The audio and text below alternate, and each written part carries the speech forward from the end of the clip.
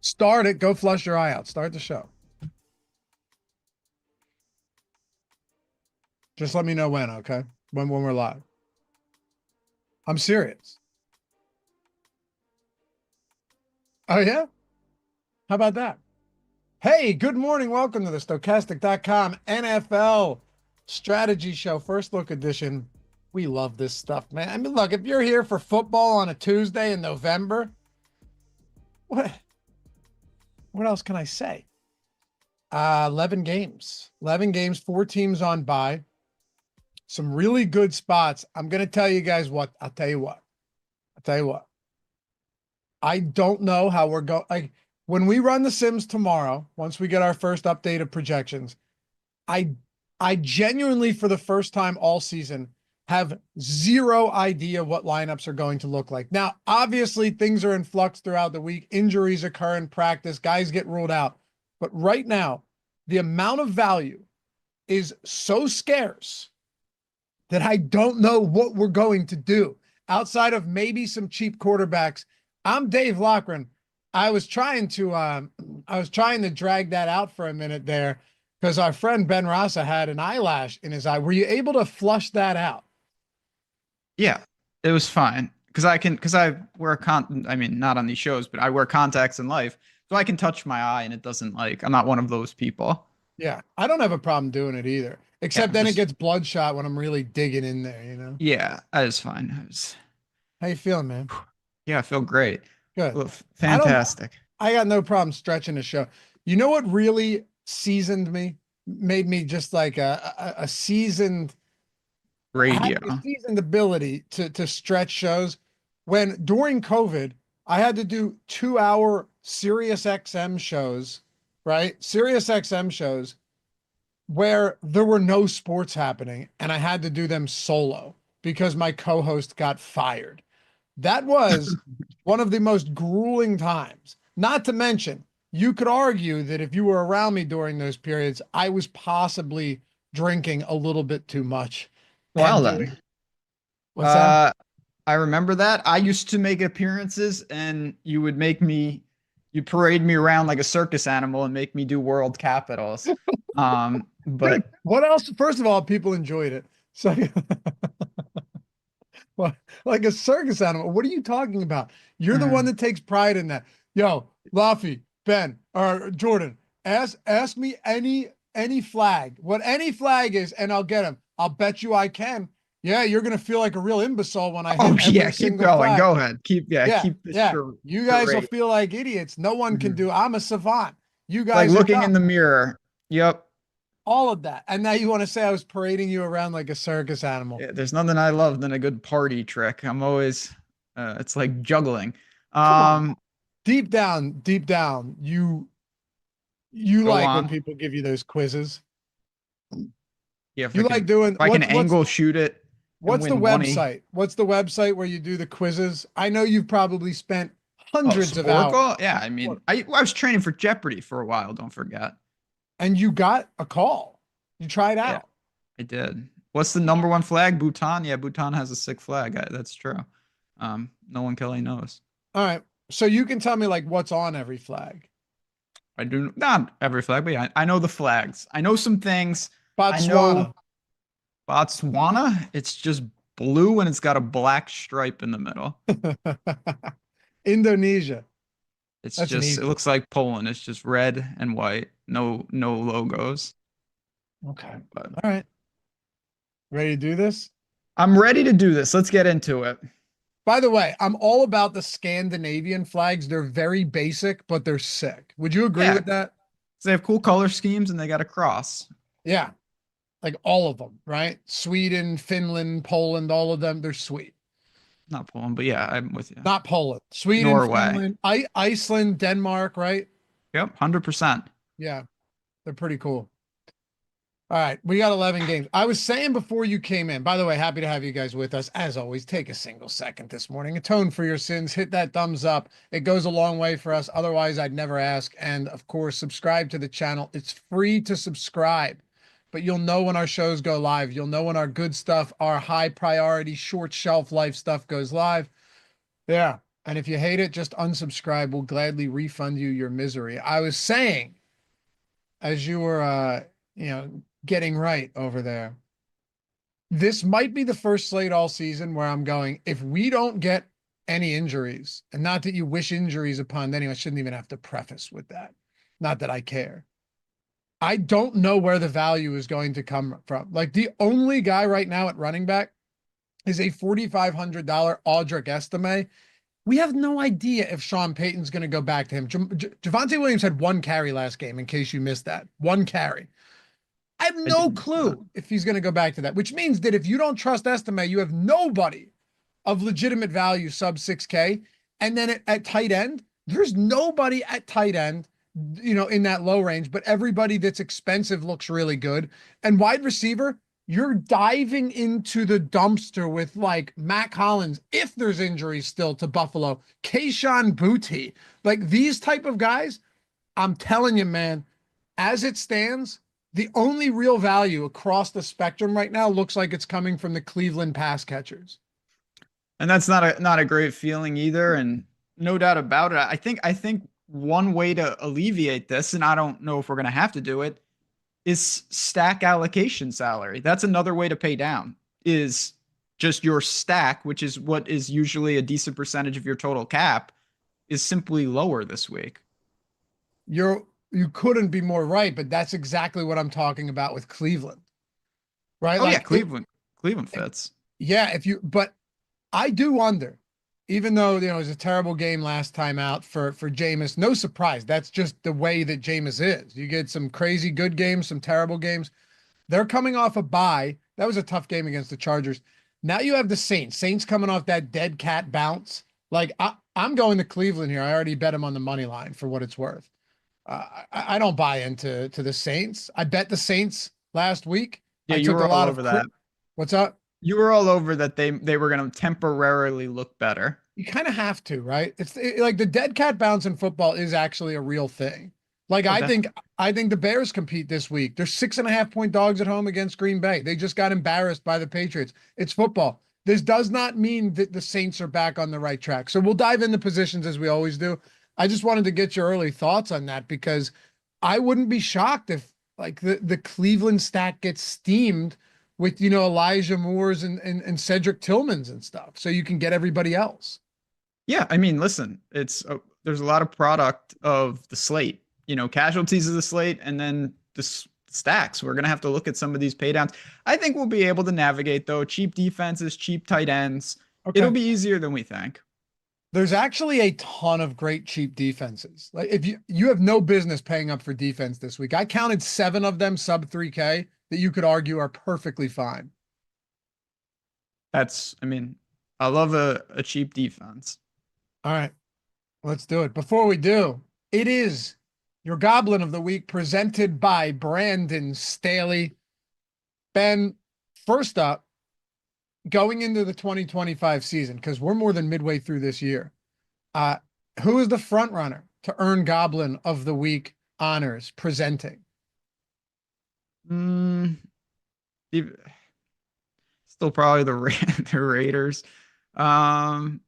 There really hasn't been anyone that's just been so continuously. Am I missing somebody? No, because I've said it a lot with like Antonio Pierce to me. Yeah, probably Pierce. I've said it a lot about Dennis Allen. He's bad, but he's not bad in a way that kind of stood out. Does that make sense?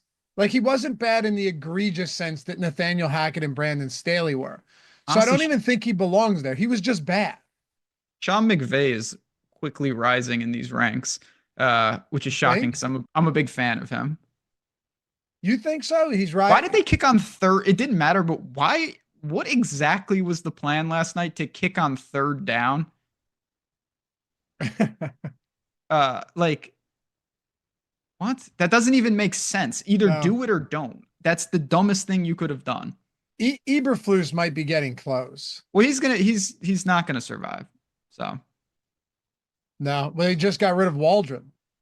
Yeah, today. That's just every coach. I mean, college football is going through this right now.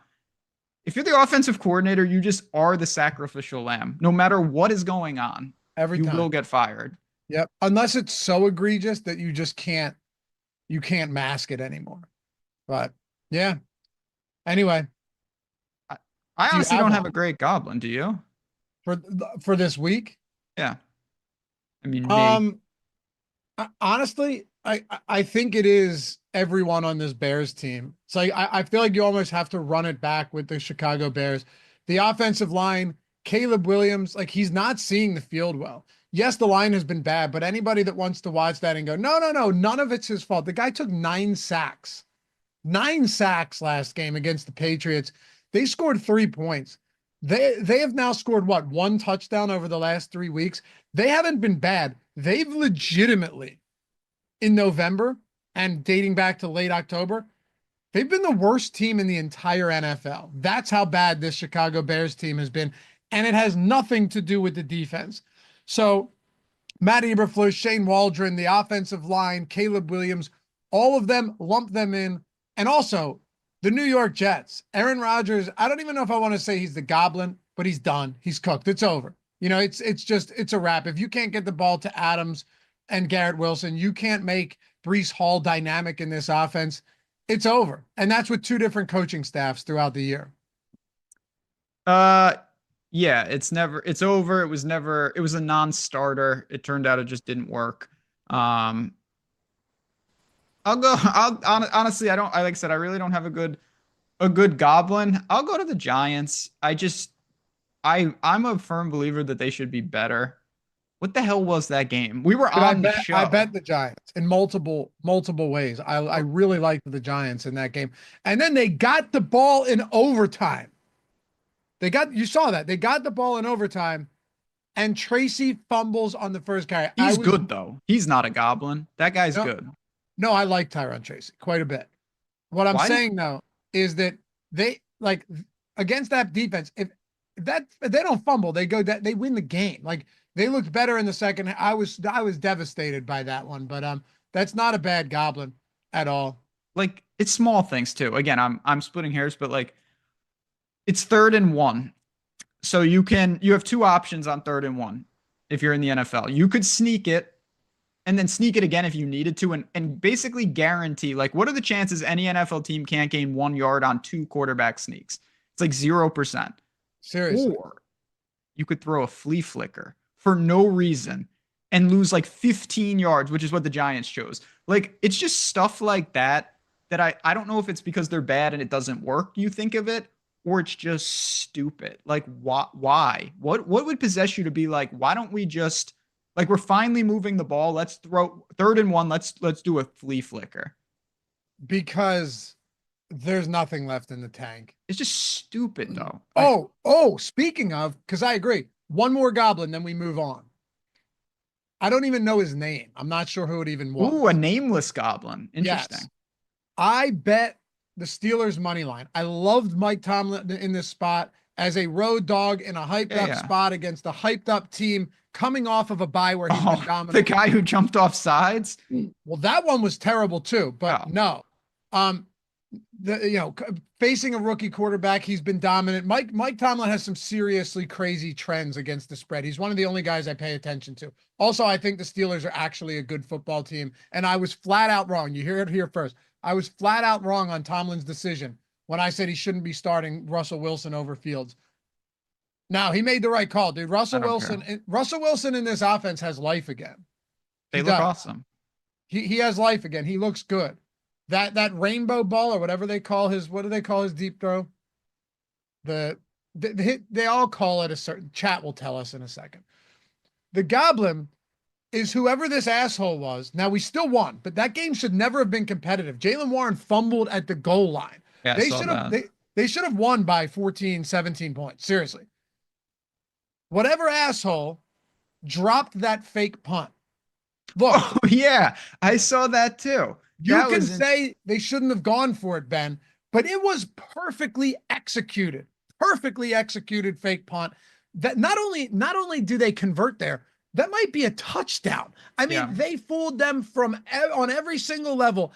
And this Goblin drops it, and it results in 7 points for Washington. That may actually, I don't even know his name. The nameless, faceless Goblin of the week. Who was it?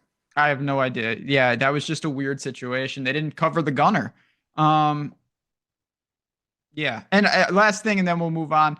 How we're not talking about the Jags, that's fine. The Jags are so irrelevant that they don't even, like, to me, a Goblin is someone that is deviating from expectations. The Jags are so bad that they're just like, I don't even know what they're doing anymore, but I get it. Yeah, They, I'm not. Yeah, no, I'm not touching. They've been. they're irrelevant. Yeah, and Peterson again could be the Goblin of the year, but he hasn't done. What we need is multiple egregiously bad decisions, right, from a Things coach throughout a year.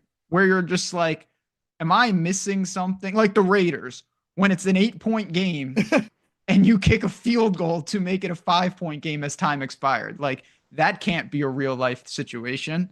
Yeah. James Pierre, Goblin of the week for me. That's easy. That's who it was. That's who it was. James Pierre. Good job, pal. Good thing Mike Tomlin's one of the best coaches in history. All right. Millie Maker winning lineup. Brock Purdy, Bijan, Austin Eckler, Calvin Ridley. Did it even with Mason Rudolph not starting. Juwan Jennings, Noah Brown, George Kittle, James Conner, and the Patriots. Amazingly, 178 took down the Millie, Ben. The big Millie. Is that incredible or what? It was one of the strangest weeks. Honestly, he's not a Goblin because he's just an awesome player, but Kamara dropped a 70-yard touchdown pass in the clear, and it would have changed the entire slate. Everything would have been different. And he was more wide open than James Pierre. He was actually. That's true. It was just a weird week, and it's funny. Like we've seen some crazy Millie winners, we've seen some normal ones. This to me is way more on the normal side. Just like not a crazy build, standard. Avoided some of the landmines, had the right pay down defense, and it was just there. Like he didn't have. You just read the lineup, and I was listening, but my brain isn't functioning. He didn't have MVS, right? He did not. No, yeah. I had a few MVS lineups, but it was all in the like lower dollar 20 max stuff, and you need to hit everything. And he had. Look, the key was Bijan to winning. But that wasn't, to me, difficult. I was over on Bijan. Oh, no. Listen, Bijan was a great against the Saints. Great play. I like but what I'm saying is, like, all right, Purdy had a good game. Wasn't an insane game. I had a lineup. My best lineup was like 34th in the play action, or I'm sorry, in the power sweep. Ended up having a marginally profitable day. I'll take it on a weird slate like that. It had 145. And the only fire emoji I had outside of Brock Purdy was the Bills defense. How nuts is that? It was just that type of week where a lot of the chalk, Minnesota really completely bust, like Jefferson and Aaron Jones were not there, and it just kind of fizzled. I mean, it's easy to say this. There are some weeks, I told you this already. This was the type of week where I had the right pieces and not the right combination, which you could say for a lot of weeks. Some weeks though, my pool is messed up. Wasn't a pool situation, and I had a fine week. It was just very standard. Betting was a little rocky because of the Bears, but cool week. I love low scoring weeks. Give me that every week. I love them, man. Plus less stress. You ever realize that it's less stressful because it just sucks when you're like, okay, I have one guy in the early window and he has a snowflake emoji and I'm dead. It's over. Yeah. This is like, okay, no matter where you were, I'm fine. Surviving. Yeah. And that's what you're trying to do is just survive until at one time you get that big win. You're just trying to survive. It sucks when it's just like, okay, people are up to 270 and it's over. I have 72 and no players remaining. Yeah. So, or even 3 players remaining. It still doesn't actually matter. It's over. No, you've missed it. But I think this was a great lineup, by the way. I think it was a great lineup. Nothing crazy about it. Really great lineup. Last thing I'll say, and then we'll get to quarterbacks here. The second place lineup, I think you guys will find this interesting. I did, at the very least. Naked Jalen Hurts, which that's actually something that I'm more and more inclined to do lately. Yeah. Why not? I get that.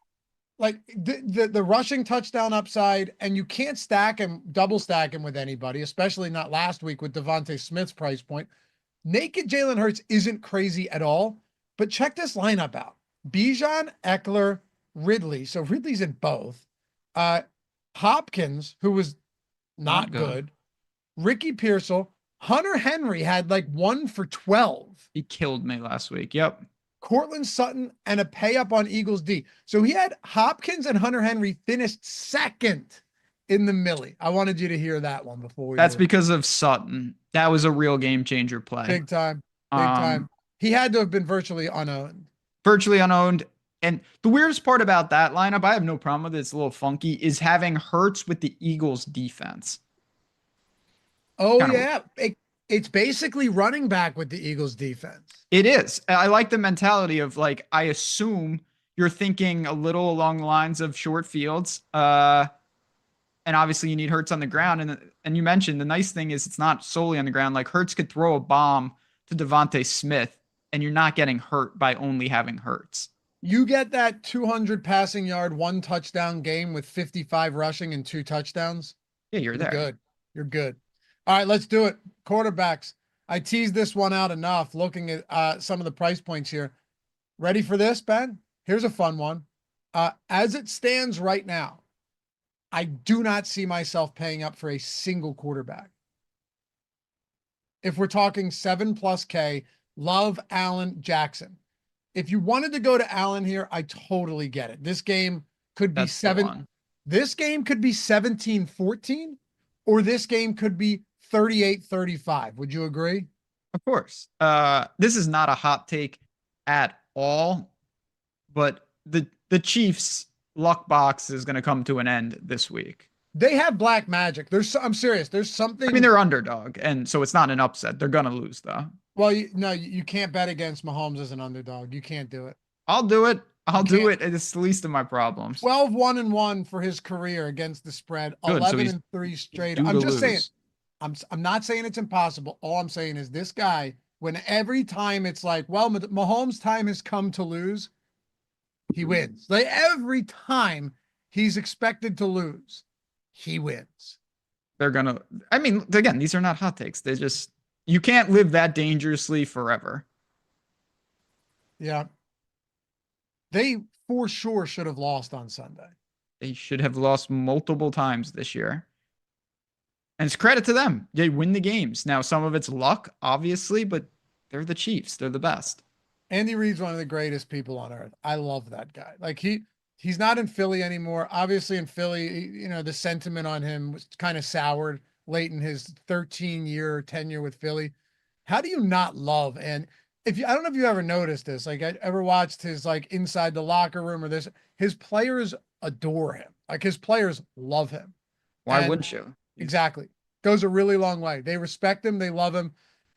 Anyone that wouldn't want Andy Reid as their head coach is nuts, man. He might go down as the greatest head coach of all time if he gets in. Like if he got another Super Bowl or two, he's in the conversation. I mean, if they three-peat, yeah, he's in the insane. conversation. And I'm a little confused. Bet against us and cry about it later. If you've been betting against the Chiefs, you're shopping for a new house because they don't cover literally ever. They win, but they don't cover. They've been perpetually terrible against the spread. I talk about it every single week in my video. Every single week, we bet against the Chiefs as big favorites, and every single week we've won. Literally every time they've been a 6+ point favorite, the Chiefs have not covered the spread. Yes, betting against the Chiefs has been wildly profitable. Probably the best team to bet against outside of the Panthers this year. Yeah, they've been literally every game is ridiculously close. Cash cow. Cash cow, yeah. Anyway, Josh Allen's the only. I don't want to go Lamar in Pittsburgh this week. So again, everything has nuance. If Lamar is crazy low owned, I will roll the dice. That offense is that good. They definitely are. I like Steelers to cover at 3.5, by the way. You're right. Lamar would be the guy that if nobody wants to go there, you do it. But man, it's going to be tough. Like this may be you know what I'd probably do? I'd probably go Lamar and Mark Andrews. If Isaiah Likely's out, I'd be far more inclined to play Lamar, because I can get that Andrews play in there at what I believe to be a really nice discount on Andrews. Yeah, again, it's going to be that's a tough allocation. We talked about, um, we're starved for value, and now we're paying up for Lamar. It's not easy to do. But if he's just, I mean, he's incredible. If you're going to tell me I can get that type of player for a sub 5% or something, I would do it. I wouldn't really look to Lamar naked, just in the sense that he's not really run. He can run. We know that. He's doing it through the air, though. He is not giving you crazy running games. That's a good point. Yeah, that's true. And the Steelers have allowed, I talked about it with you last week, but the Steelers have allowed like no rushing production to quarterbacks. What did Jaden Daniels do on the ground? Did he have a big rushing game? What? Is that a dig at me, or are you genuinely asking? No. I was genuinely asking what Huh. he did on Sunday. The Steelers have allowed 61 rushing yards to quarterbacks. Yeah, I mean, he did nothing. Daniels did nothing. He had three carries for 5 yards. That's nuts, right? They don't let quarterbacks run. I just certain guys though. To me, it just like supersedes them. Yeah, Lamar is the type of guy, if he needs to do it, he will. But it's not a good matchup. We can agree on that much. This would be a low ownership play, just Terrible contrary. matchup, but that's why I like it I still think I have to go Josh Allen as my top tier guy. by default. Yeah. Mid tier? I mean, also we're only talking about big three because I think Mahomes on the other side of that game is certainly. I'm getting below 7K now. Yeah, Okay. we'll do 6K range. So like 6K and then sub 6K as the value. Yeah, Mahomes pretty much has to be the guy, right? I mean, I got to some Mahomes last week, and one of the benefit of these games staying crazy close, like 38, 44, 42 attempts for Mahomes. Stats wise, is it the best year I've ever seen? Definitely not, but it's still in there. And obviously, Kelsey has reemerged. So if you want to tell me that you think the game stays very competitive, that the Chiefs are going to do it, blah, blah, blah, how can you not like Mahomes this week? Yeah, I hear you. And I would say the Mahomes and Allen, look, honestly, it may be a 17-14, 20-17 game. It's very possible. Or it shoots out. That's just because you have good defenses, but also like pretty prolific quarterbacks who, if things start shooting, that's the thing I love about Mahomes is that if Josh Allen goes and this Bills offense goes off early, then you get that version of Mahomes that might just have to go out there, and figure out ways to put up 30 points on the board. That's when things get crazy. But Brock Purdy, now that McCaffrey's, I don't care, man. McCaffrey is so valuable for Brock Purdy for this entire team. McCaffrey played 88% of snaps last game, and Shanahan said he would have been seeing more if it wasn't so hot in Tampa. Brock Purdy at 6,600 is, I think, a really nice play in this range. You're going to start to see some really big games from him. He was in the Millie Maker winner lineup. He was he was an integral piece of lineups this past week. Super. I mean, it was his best game of the season. Yeah, it was his best statistical game of the season. And now you've got him against Seattle at home. Last time these teams faced each other, we saw 60 total points. Purdy looks good to me this week. No pushback on that. He's getting his weapons back. Good matchup at home. Certainly. Again, I'm not going to push back. This is a good range. I'm going to go to your boy, though. I'm going Bo Nix. Really? Yeah. Well, explain. Does it need an explanation? I don't know. I'm not worried about Atlanta. At home, guy's been fine in every single matchup. I mean, look at his last two games at Baltimore, which again is a lot worse in theory than on paper. Or you know what I'm saying. Baltimore's defense nearly isn't as good as it seems. But in Arrowhead, he's been fine. He's mobile. He's got rushing upside. The price has come up a little bit, but you've got Sutton. I like this. I don't fear Atlanta at all. I don't fear Atlanta at all either. I think they probably win this game, but I don't fear Atlanta at all. You think Atlanta wins the game? Yeah. Okay. I think this is one of these spots where it's like the parity level in the NFL. You talk about what is it, transitive property, right? From week to week. Yeah, you can make Carolina the best team easily. Right. Like Atlanta's coming off a really embarrassingly bad loss in a divisional spot to New Orleans. They need a win. The Broncos, that loss can linger with you, man. That loss can linger after almost beating the Chiefs, putting everything into it. But I don't hate the Bo Nix play. The only reason I don't love it is I still think he's a little bit overpriced. Like Maybe. would you take him over Jared Goff? Yes, You would.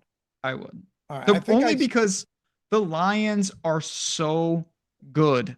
How realistic is it that Jared Goff is throwing the ball? I mean, look at these attempts. 23, 18, 25, 25, 15, 22, it's and then crazy. 30. But like, and they're 13-point favorites. they could hang 40 points. They did it against Tennessee. They scored 52 and Goff threw like 8 times. I'm making up a stat right now. Here we go. So in the games that the Lions have played, they've scored more points than Goff has attempts in 1, 2, 3, 4, 5 games this year. Yeah. That's insane. At halftime against Tennessee, they had more points than Goff had passing yards. Yeah, none of that makes sense, obviously. No, you're right. He's actually kind of tough to get to. They're just so potent on both sides of the ball. That's the problem. I do have somebody, though, that I actually think I'm going to get a decent amount of this week. I think you might see the kind of breakout performance from this offense. I'm at least willing to take a shot against one of the worst secondaries in football in a home game. Can you guess who it is? Tua. Dude, Tua at 6K. Hill is still 7,400. Coming off a bad game, but that was just that game all around last night was really weird. We all lost. My only win was I bet Tyreek to score. But aside from that, it was just all around bad. It made no sense. They couldn't find the end zone, neither of them for the most part, Miami more than the Rams. But at Tua's price point and Hill's price point, and having a sub 6K Waddle, I know he hasn't been great, but also a cheap Jonnu Smith, I think this is one of those stacks that I can really get behind. Jonnu Smith's 3,800, and he's actually been involved. The Tua to Hill and Smith is going to, believe it or not, open a little bit up for me, get me away from that tight end where I'd have to pay up. Tua's my top mid-range guy this week for now.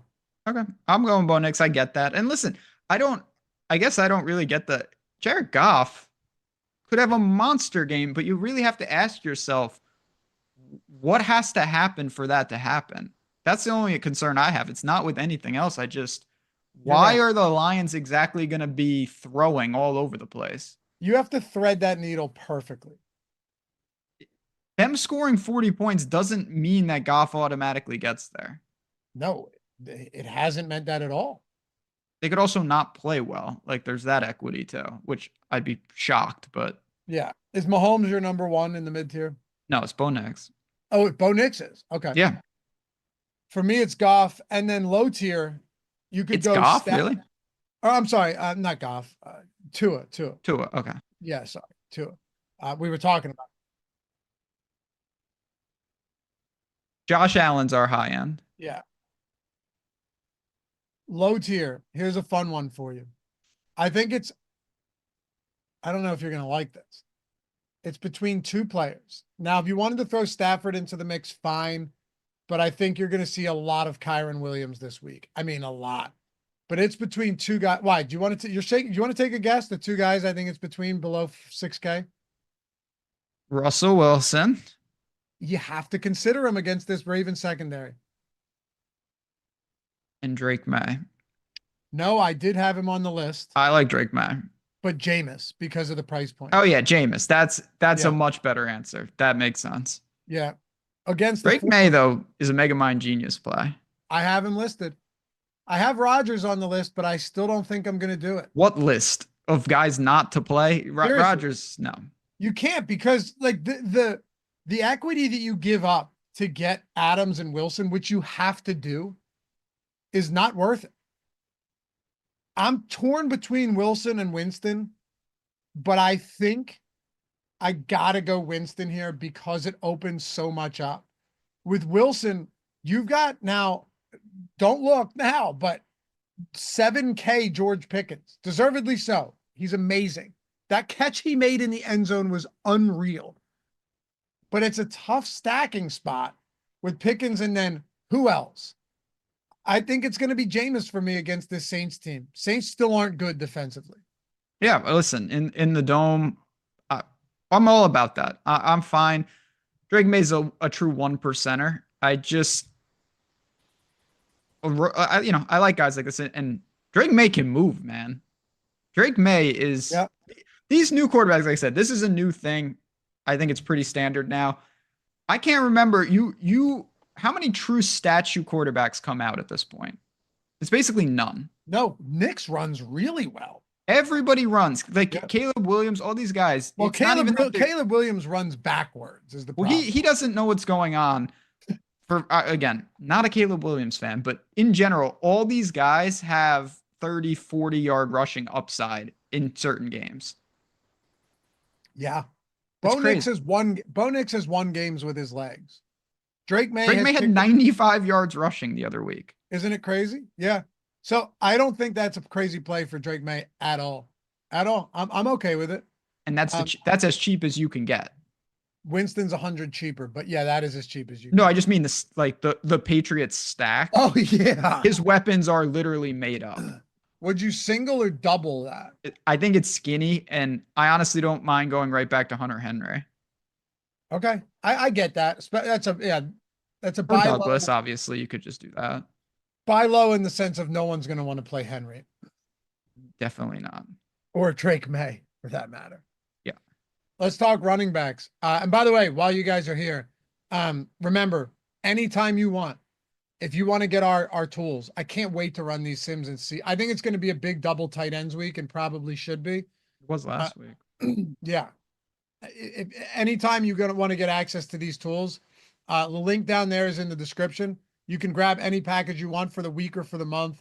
The core package is the best bang for your buck for sure. Has everything. Just you're going to build better lineups and win more money. It's that simple. And who doesn't want to do that?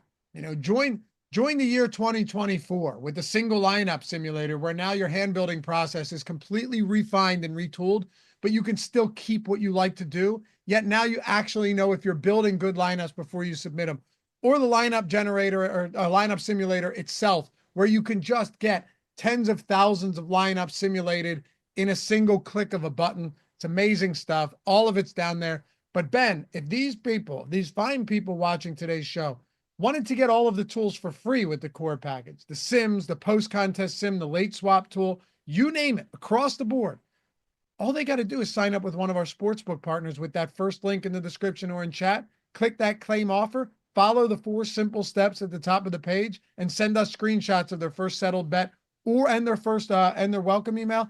They get the entirety of the month free. And guess what? If you did like 4 sports books, you're like, all right, I'm not on Caesars, BetMGM, Bet365, and believe it or not, I'm not on FanDuel either. Sign up on all of them, get like $600 in bonus bets, and get 4 free months of core for any sports you want. You can mix and match. You can stack them all together. Doesn't matter. It's the best promo we've ever had. Well, yeah. I mean, best of both worlds. You are getting value from the books and you're getting value from the tools. Doesn't get better than that. Simple, easy, just great. It's a great time to do it. So many sports going on. Let the tools do the work for you. We could go on with testimonials all day. These tools work. There's no doubt about it. I wouldn't use them if I didn't believe in them with my own money. And I do. We had a Millie Maker with the tools already this year. Predicted by me. You did predict it. It speaks for itself, man. I'm doing the Hall of Fame with Jordan tomorrow, and we've got a ton of submissions. I was going to say, that's going to block out the whole day. Yep, it always does. Running backs. I think McCaffrey here is someone you have. 8,300 on McCaffrey is a misprice. I survived last week with that. Flew a little close to the sun, but I survived. I did not play McCaffrey. I was not interested in him at all, and it was fine. Definitely interested in him here. It's going to be a price thing. I guess my question, though, what do you think Kamara's ownership looks like after a week where he was like 40% owned and he really didn't play great. I wonder how that spread is going to look between McCaffrey and Kamara. It's clearly going to be closer than it was last week. It's not just that. It's Kyron against the Patriots is 7,900 too. Yeah, and there's Kyron. Even Jonathan Taylor against that horrible Jets run defense. That last week was super frustrating. There were so many frustrating plays in those games. Their run defense is terrible. Honestly, I could see the Kamara play in the event that his ownership is down further, but also I have respect for that Cleveland defense, more so at home than on the road. But I look at this, man. I'm having a tough time figuring out who I want it to be. Christian McCaffrey, Kyron Williams, Jonathan Taylor. Breece Hall 7,500. I don't even want to go to Breece Hall. This offense is inept right now. Jahmyr Gibbs outcarried David Montgomery by a ton last week. I think Gibbs, this might be the first week in a long time that I look to actually paying up for a Detroit running back. I like Jahmyr Gibbs and I like Devon Achane. So all in all, man, excuse me, couldn't hit the mute button there. All in all, there are 1, 2, 3, geez, 1, 2, 3, 4, 5, 7K plus running backs that I really like this week. It's loaded. Definitely loaded. Again, this is where it's like, let's go backwards. How the hell are we going to get Lamar? This is difficult. This is really tough unless you're paying down elsewhere because these are big time backs and big time opportunities. I think I'll go with the obvious choice. I'm just going to go with McCaffrey. I mean, it felt like he rolled and I'm not shocked. This is kind of what I thought was going to happen. He rolled the floor game against Tampa. He had 20 total opportunities. He had 6 catches. He had 13 carries. He did nothing on the ground. He did not score. It feels like it can't get much worse than that. You're right. It does. It does. You told me on Sunday his anytime touchdown prop, I think it was north of -200. It was. And he did not score. So that was I played McCaffrey a decent amount. I boosted him in the Sims. Yeah, I didn't get there, but I think it's pretty clear that this week is a good spot. Okay. I love McCaffrey. Just so you know, he's also my top guy here. But I figured there's so many, it'd be silly for me to give the same one as you, right? And I went to I want to go Devon Achane. He played 70% of snaps last night. Raheem Mostert didn't have a single carry. Jalen Wright had 5. Achane touched the ball 17 times. Like he's week over week becoming like he's pulling away from the pack. Clearly. But you know what? Let's have some fun because I love Kyron. I love Taylor. Give me Jahmyr Gibbs. This is a spot for Jahmyr Gibbs. Same story as what I think about Goff. I have more interest in Gibbs than Goff, but you're going to need home run. Definitely. Upside. But you know what, dude? They might score 45 points and it doesn't matter for the running backs. Like you could just close your eyes and pick one of them. Oh, I'm sure. It's just Gibbs has had a bunch of games this year where he does almost everything you're asking and he's still, I know. It's just like, okay, that was good, but it wasn't amazing. And I hear you. Running back though, this is the one thing I can say. You're not, I don't think anyone in chat or you, Ben, is going to disagree with this. Running back up top could be a real ownership game come Sunday. Absolutely. True ownership game. Like if Gibbs is 5%, but Taylor's 18 and Hall's getting ownership again and Achane's super popular and Kyron's super popular, which he probably will be. One of these guys is going to jump off the page to me is like, I'll shoot my shot on low ownership on a great player with a ton of talent who has 30 fantasy point upside. I couldn't agree more. The craziest thing is there is one guy up here who has 5 straight weeks of 20 plus fantasy points. Very amazing, very consistent. And he will be unowned.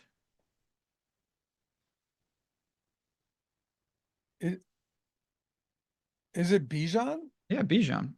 No one's going to play him. Including me. and probably including me. But isn't that incredible? He's playing out of his mind. He's playing really well right now. I didn't know he had 5+ of 20 plus or He has five been straight of 20 plus. outstanding. Yeah. His pass catching prowess too, the ability to get you is crazy. If Maybe, if he's maybe like we should. 1%, I might make an exception and use him as the run back to Knicks. You know what? Maybe Kareem Hunt had 10 targets against Denver last week. It's doable. It's Like Bijan might have 9 targets. and I like the game. Like Knicks, Sutton, Bijan. It's not crazy. You might be able to twist my arm, but boy, the what you give up there is you also wouldn't need to get that much over the field or that to get that much to get over the field. But this week, we're in week 11. I think I can pretty definitively say we haven't seen a week with running backs in the top tier looking this good. No, it's loaded. Bijan doesn't score. He has 6 touchdowns in 5 games. He looks pretty good. I mean, maybe he doesn't score against Denver, but he's been fine in the end zone. And I get Algier stealing some, but Bijan has been awesome. Bijan has a touchdown in 4 of his last 5, 2 touchdowns in 2 of his last 5. Yeah, that's not the argument to be made here. The argument to be made is that there are some really good spots elsewhere. Yeah, he's on the road in Denver, and he's got to compete against 4 or 5 backs that I think are objectively in a better spot. Yeah. Yeah, I'd say 5. Really? Yeah, 5. Jonathan Taylor's the most interesting to me here, but did Flacco look horrible or what? They were awful. Mid-tier. I've got my guy. It's assuming Pacheco remains out. I think he's going to miss one more week. It's Kareem Hunt. Like they couldn't get it going in the run game against this same Denver team that we just talked about with Bijan. He had 24 looks and 21 touches still. I mean, this is somebody who had 35 rushing yards and then out of nowhere has 10 targets, 7 receptions for 65 yards through the air. They just don't care. They're going to use Kareem Hunt as much as they can. He played a season high 65% of snaps. And Samaje Perine, you're like, oh, Perine, maybe he's going to get the passing down work. Well, 10 targets went to Hunt and 2 went to Perine. They're just using him as much as they can. I think this price point in this matchup against the Bills defense, that their weakness is against running backs through the air and on the ground. We saw Jonathan Taylor gash him for 100+ despite playing from behind. Give me Kareem Hunt. It's not only does all of that make sense, Bills almost 5 yards per rush attempt allowed, 30th in the league. That's no good. What else is there? Because I looked and okay, I don't really want to get to Kenneth Walker, Cook, whatever. Swift, it's not a great matchup. Montgomery, I think you can go to, but it's such a weird thing because you're literally drawing to multiple touchdowns for him to get there. I'm not going to play Pollard. ETN, I mean, I don't know what to do with the Jaguars in general. Najee, Stevenson, Nick Chubb's in a great matchup, but I still don't know if I can do it. So who else is I there? wanted to ask. So okay, so that's one way of saying you're on board with Kareem Hunt this week. By default. Yeah, I don't even think it's just by default though. He's still a good play, but there's just not much in that range either. That's what I mean. So the 2 options to me are don't go in that range or play Kareem Hunt. I think Swift is viable. New offensive coordinator. Green Bay does have some weaknesses on the ground. I'm not opposed to DeAndre Swift. I want to get to him, but it's all over the map. He had 6 targets against Arizona, and then he had a combined 1 target in the games neighboring that. What are you doing? The team is dysfunctional. Maybe getting rid of Waldron helps. But will it? I mean, it shouldn't hurt. I don't think it can hurt. It actually can't get worse. But again, so I don't mind Swift, but Hunt is the guy. Yeah, that's fair. Montgomery, I think, is viable too. But fine. That's like another spot where you really have to thread the needle. We'll get to the low tier, which there isn't anything. So don't worry, we're not running as late as you guys think we are. will you consider Nick Chubb? He I'm not was gonna on say his way to getting 20 carries last game if they weren't playing from behind. I'm not gonna flat rule it out because I do really like the matchup and the range is terrible. I still though, even at that, it doesn't seem like with Jameis, there's a great connection there in terms of targets. Not that he was ever that type of guy anyway. Honestly, it's just there's a difference between being playable and then actually being in the lineup. You know what I mean? Like Nick Chubb has some things that could work, but there would have to be a lot where I'm either starred for value or ownership breaks in a way that I think it's worth a shot. I'd say right now, even though I like the matchup, he's on the outside looking in. All right. I think he is too. I want to pull the trigger in that matchup. I badly want to pull the trigger, but he really is a decimal back coming Like off a serious knee injury he just there's so many ways where he goes like 18 carries for 90 yards and a touchdown. and doesn't get you there. And you're like, "Oh, nice." And he has 15. And you're like, Yep. "Eh." Exactly. Exactly. With one reception for 5 yards. You're right. It's tough. Kareem Hunt across the board, unanimous. It has to be. Low tier. I'm going to throw Audric Estime in there, Jordan. Last week we saw a real, I won't even say changing of the guard. There wasn't much guard to begin with, but Javonte saw one carry, played 29% of snaps, but Estime played 45% of snaps. Was the, de facto, not bell cow, but like top back there. Top back. I mean, it has to be him. It has to, right? 14. He didn't get targeted, but Peyton wasn't lying when a few weeks ago he said he wanted to get the young guys more involved. Do you have anybody else? No, this is kind of going back to where we were. I will just say, Tank Bigsby's sporting a Q tag. If he happened to sit, I would look to ETN. Wow, you really don't like ETN. No, I love that guy. ETN is $1,000 too expensive, even if Bigsby's out. Probably. $6,300 is wild. I mean, he used to be like 8K. And yeah, and he'll never be there again. No, sadly not. All right. It's Estime. It has to be, right? Running back is not there is no way to punt at running back unless injury opens up. Right. You can't unless Like you go to Estime. He's the only option. But Yeah. I don't know if I want to give up a running back spot to Estime. I don't know if I want to give up so many of those other good running backs, Probably not. Wide receivers. Do we go back to Jefferson? Do you know all three of Darnold's interceptions were on targets to Justin Jefferson? And all Really? three of them were in the end zone. He had a horrible game. I tweeted that was a bench-worthy game if they weren't 6-2 at the time. Yeah, who's their other quarterback? It doesn't even matter. I think it's like Nick Mullen or something. Is it still him? I love that guy. I think it's Nick Mullins, but it doesn't matter. That's how bad Darnold. He was that bad. But Jefferson's got Tennessee. Interesting spot. St. Brown has Jacksonville. I'm so with you though. I don't want to pay the 8K for a St. Brown right now. This game could go a million different directions, all of which point towards Detroit scoring a lot of points and nobody in the passing game being viable. Kupp and Nakua are very expensive right now. You can try and figure out which one of those guys, or Adams and Wilson on the same team. I think I might be living in the pay a premium for both running backs and go mid-range or lower tier for wide receiver this week. That's fair. If I have to pick a high range wide receiver, it's going to be Tyreek at 74. I'm willing to go there.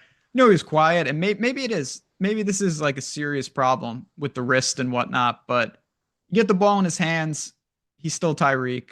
I'm not as high on Tua as you are, but it's no doubt that they're both in play, and the price is just good. So I'll go Tyreek. You could go Jefferson, obviously. No, Tyreek's my guy too. for sure against this Raiders team. I'm not worried about. Look, do I love that the wrist is like that he has torn ligament in his wrist? No, obviously not. Is it going to keep me from playing him? No. That whole game, you said it, like everyone kind of like the whole game was a weird game. And he still had 2 carries. So you're giving this guy rushing attempts and you're worried about his wrist, right? Like he had 2 rushing attempts running into traffic. He was only targeted 4 times, but no one really was targeted much in that game. I'll go right back to Tyreek Hill here. I still think he's $1,000 underpriced. Yes, he's my top guy. And the only reason it's not Jefferson is because who do I prioritize? Justin Jefferson, with the way Sam Darnold has looked lately at 8,600, or do I prioritize McCaffrey, Kyron Williams, Jahmyr Gibbs, Achane, who don't need to rely on the production of a quarterback? Again, yeah, a lot of these are just situational. These are all really good players up top. St. Brown is the one that he's in a dream matchup, and it's really difficult to It play is a him. dream matchup, and it's so tough. You're right. It's so tough to get there. But if he ended up being in the winning Millie lineup, I wouldn't bat an eye at it. But again, neither would I. But I wouldn't bat an eye if it was Gibbs or Montgomery Or Jameson Jameson Williams. That's the problem. Like, or, of course. Or hold on, I'll do you one better. Or the Lions defense. It's a million, or no Lions. And they all are just like, they had 3 or 4 offensive touchdowns. Everyone gets 1 and we call it a day. That's the problem with the Lions. It's not that they can't. Like if one of these guys has 3 touchdowns, that's in the cards. Obviously, it's just so difficult to rely on touchdown equity like that. If Laporta plays, that means you have Gibbs, Montgomery, Laporta, St. Brown, Jameson Williams. That's just the 5. And then you have random guys like Raymond or Patrick that if they're active, end up getting a random touchdown. And when that happens, if you get the random that helps nobody touchdown from Detroit, that is the worst. You get that every week. Detroit is intentionally trying to do that, it feels like. Like Brock Wright finds the end zone. Yeah, Brock Wright or Zylstra or an offensive lineman. I mean, right. What'd you say? Penny Sewell, the one? Yeah, they're trying to get Penny.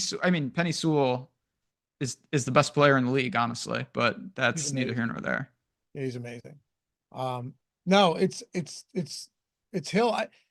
I just can't justify paying for Adams and Wilson right now. Although I will say, if they're unowned, there is part of me that looks at a Devontae Adams and goes, this guy might have 12, 13 targets again. He has 11 and 13 targets over the last 2 weeks. The big game hasn't been there. I don't want to write off Devontae Adams yet in this matchup against the Colts. The target share for him is through the roof. I'm not sure. That's okay. Really. That's okay. I can't do it. How about the mid tier? Don't tell me Brian Thomas again, please. No, but seriously, I want to play Pickens so bad, but I think 7K is this Baltimore defense is atrocious right now. The pass defense. I thought definitely can play Pickens. It's just tough with the price. I really thought they would have improved, man, and I egg on my face for that one after that. I really thought they would have improved. They haven't at all. Certainly not scientific analysis here. Kind of feels like a Debo week. 6,800, good tournament play there. It's still Debo. And you have all these weapons back in. To me, logically, you'd be like, well, now they're all back. Debo, in some ways, that makes them all more potent. You know what I mean? Like when Debo's thriving, it's actually when they're all there. And I don't like the range. I really don't have a ton of interest in Zay. I'm not looking to go to London or Mooney. JSN is a little too priced up for me. We know the problems with the Packers. Shakir, I think people will go back to Ridley. But man, I don't love the mid-range. I'm going to go flyer with Debo. No issues at all. Any week, any one of those guys can have a huge game. It just sucks that Pearsall's now involved. It's not like okay, Brandon Ayuk's out, so it's just a handful of guys. They're willing to use Ricky Pearsall, and he looks pretty good. I'll go, You know where I'm actually going to go here? You'll appreciate this. Because I was thinking DeAndre Hopkins. I was thinking Sutton at 5,900, both of whom would be perfectly reasonable plays. I've been talked a lot about Miami. Give me Jacoby Myers on the other side. Okay. I mean, Jacoby Myers was crazy busy the last time we saw them against Cincinnati. So it's him and Bowers. That's it. Yeah. They have no run game. They probably fall behind, need to throw. I actually like Jacoby here in this spot. I respect this defense for Miami in the secondary, but I think volume might get you there this week. So give me Jacoby Myers at 5,600. Yeah, I'm fine with that. And this is an interesting point from chat. Debo more potent when all them there, but Amon-Ra not. The difference to me, the Niners weren't functioning as a potent offense without them. You would ideally love for your guy to be the only guy, but not at the expense of not scoring. The problem with the Niners when they were all hurt, they just didn't look good. Whereas the Lions are killing everybody. It doesn't seem to matter. If it was just St. Brown, though, and they could still do that, he would be the best play on the slate in a landslide. Also, you're paying an additional 1,200 for that. Yeah. Yep. And Amon-Ra St. Brown is better from a per game production standpoint. I don't think anyone's going to argue that. But I'm the biggest St. Brown guy. I've told you for a while. I think St. Brown, and now I think he kind of is, but he's in the top tier of all of them. Oh, definitely. Here's a crazy part though. Do you know how many games with more than 8 targets he has this season? One. It was that 19 target. One game with more than 8 targets. Now he steadily gets like the 7, 8. That's $1,000 a target when you look at the salary. Yeah, right. That's not going to get it done. That's a pretty crazy number. Yeah, like give me Hill at $600 less in a spot where like if they're going to really run it up, they're going to need some Tyreek Hill. All right, Myers, you went, who did you go? Debo? I'm going to go Debo again. You got to put it in context. Debo is going to be really low owned. Courtland Sutton is there. But yeah, I think that the Niners, just by a product of having the offense somewhat intact, will have more to go around, and Debo's still a very explosive player. Agreed. All right, the low tier. We might be living here a lot this week. I think it's very possible that we kind of end up here just by default a lot. Juwan Jennings is 53. Cedric Tillman's 53. One of the guys, and I'm going to throw one out to you right away. One of the guys that I think we're going to need to look at, and I think he'll have some ownership, but not a ton. And I think people will want to go to Tillman, which I wouldn't blame them for. But Elijah Moore has been involved. Amari Cooper's gone. You still have Jerry Jeudy. You have Cedric Tillman, who's been involved a lot. But you look since Jameis Winston took over, and it's all this talk about Tillman and David Njoku. Elijah Moore has 21 targets in those games. He hasn't outproduced those guys, which is why he's been, under the radar. He had 12 targets and 9 targets against Baltimore and the Chargers, respectively. Lack of, underwhelming production, but 4,300 for a guy that's running routes on the majority of dropbacks and has been really heavily involved and one of the top targets for Jameis Winston. 4,300 is a spot that I'm absolutely looking at. I get it. It's not high converted targets, but the targets are there nonetheless. But it's also a much better matchup. It's a great matchup. It is. It is. I'm not going to push back on any of that. What else is down here? I mean, there's really not, people will go to Turkey Pearsall, and I get that. I'm not going to recommend another Niner. I think I might ride with Demario Douglas. Again, I think a part of it is if you want to go to Drake May, but Douglas is going to be fine. He's at home. I don't really fear the Rams defense. He's 4,700. He's got a nice PPR floor, 14 targets in the last 2. They don't really score a lot of points. So the upside's a little freaky because he has 1 touchdown on the entire season. But I think you could go there on a skinny stack. Who was it? Demario Douglas. No problem. I have Keyshawn Boutte in there too. 3,500. Yeah. I don't know what to do with him. He's more of like a Shaheed type in my mind. Like it feels like if he gets a couple, but his floor is a little lower. It's definitely low. He ran 29 routes last game, though. I want you to see this real quick. He ran 29 routes last game. That was a route on 100% of dropbacks. Okay.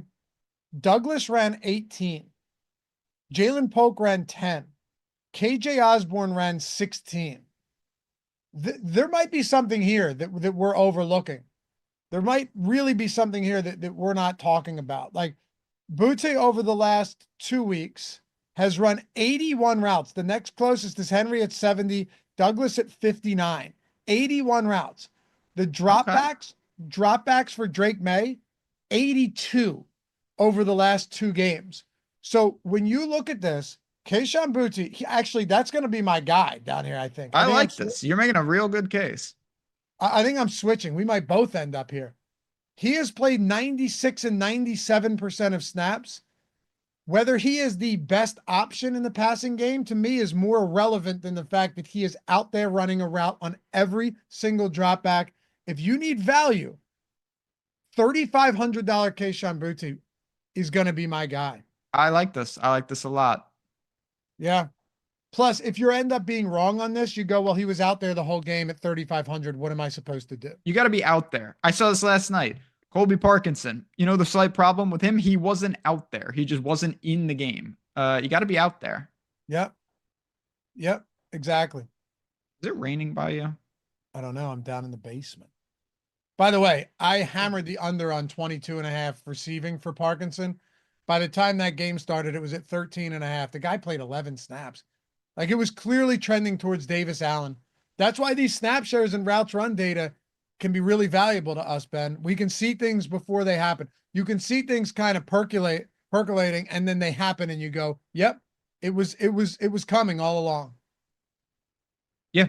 I mean, there's no doubt. And that's the type of stuff, honestly, if I can just real quick before we move to tight end, if you're looking for that type of information, particularly if you say, you know what, I want to beat these lines before the books adjust. I want to be able to get some of these bets when you notice something. If you haven't been to OddsShopper and specifically the Tails Marketplace, that's what we're doing in there. We both have our communities. We're dropping content like that. We're finding lines that we think are going to maybe be ahead of the books of, hey, this guy, big uptick in usage. Hey, this guy might be hurt. Hey, this guy, this side, this total, whatever it might be. You haven't been over there, go check it out. And we, for this show, I'm sure some of you guys already know this, but if you're new, if you're hopping in, we have a deal where you can get access to both of us combined. It's the code BOGO, buy one, get one.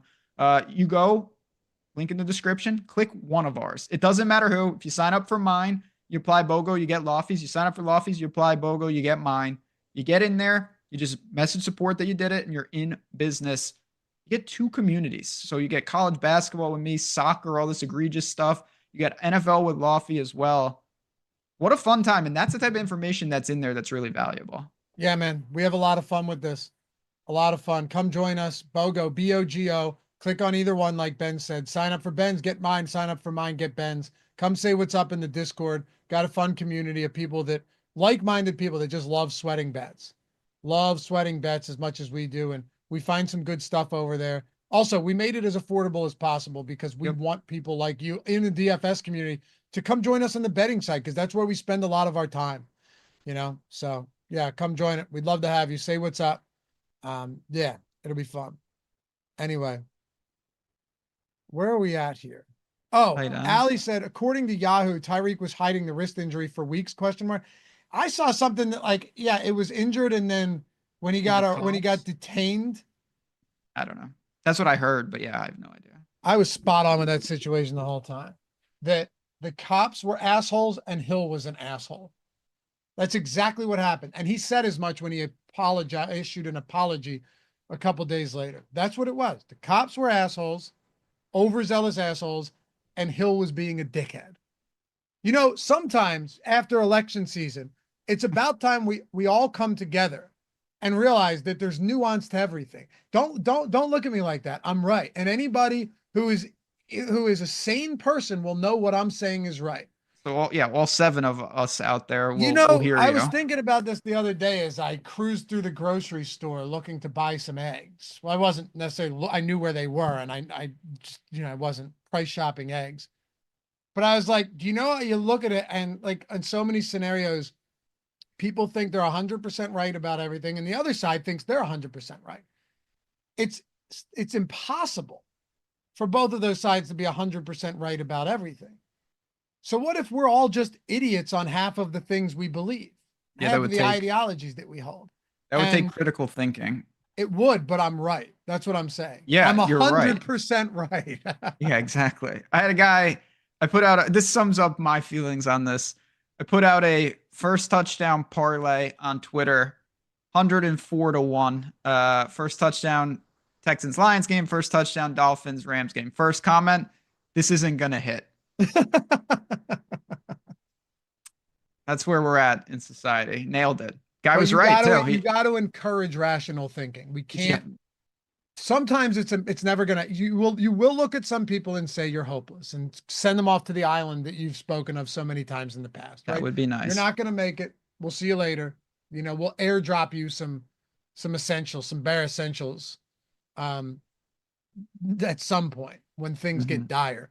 But aside from that, it's just the way it is, man. Anyway, tight ends stacked up top, stacked. Have you seen the top of tight end this week where you got Kelsey against Buffalo, Kittle against Seattle, Brock Bowers against Miami? I think he's viable. Even Njoku against the Saints. But I think I would, if possible, I'm going to try and get down a little bit. If Likely's out, Andrews might be my top guy at 4,600. Yeah, I mean, he's certainly picking it up. No doubt about it. Getting back to business, the touchdowns are flying off the page, 5 and 5. Hawkinson to me is the real interesting one. He had 9 targets in the second game back. He looked pretty damn good. He hasn't found the end zone yet.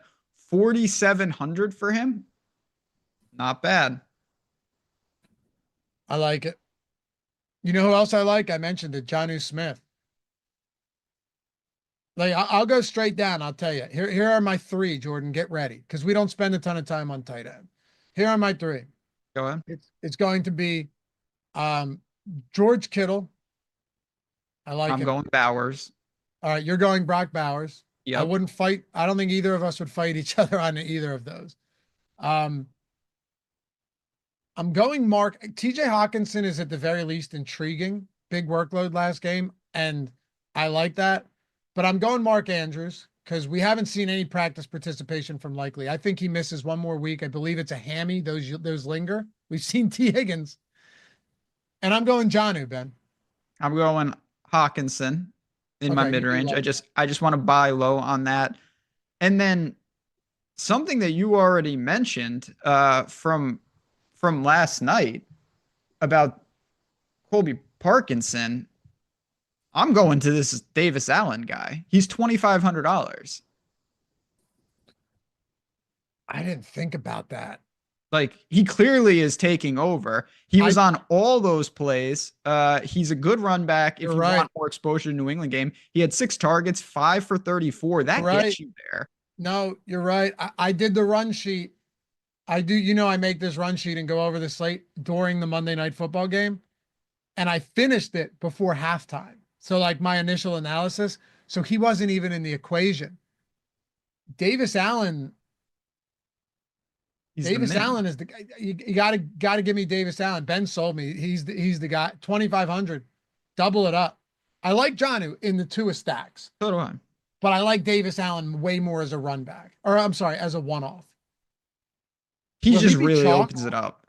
I don't think so, just because most people, even though everyone's getting information at this point, people are still apprehensive about paying that type of price for anybody. Yeah.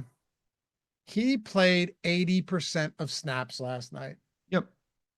80% of snaps. That is incredible. Last thing I'll look at before we go. I want to see his routes run. So, yes, I don't know if PFF has it up yet. Let's see. Did they? Yes, they do. Stafford dropped back 50 times yesterday. That's insane. Davis Allen, 44.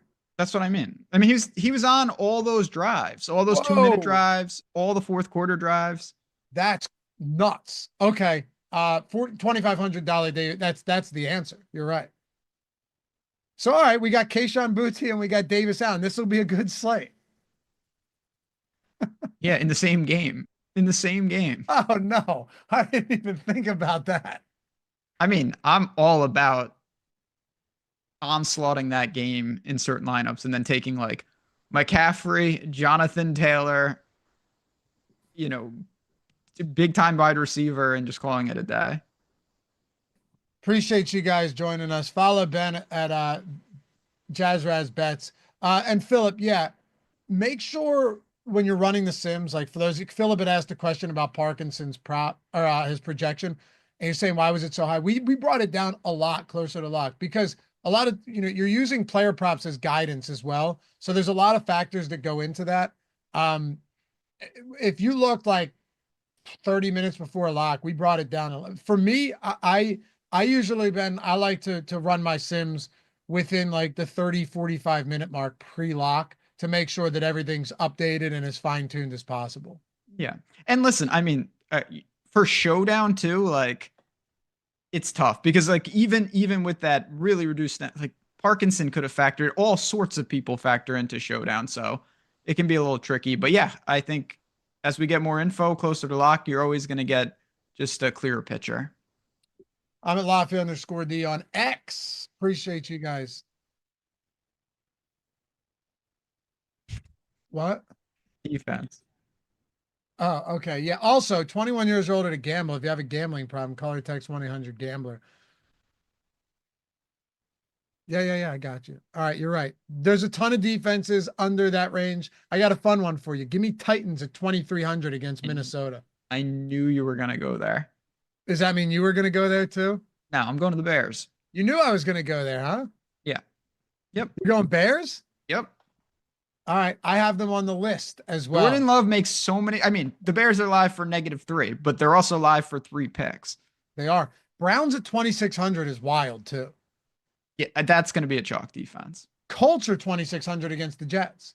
There's a lot of them out there. A lot that you want to go to. Even the Jets against Joe Flacco at 2,800. Live in that sub 3K range.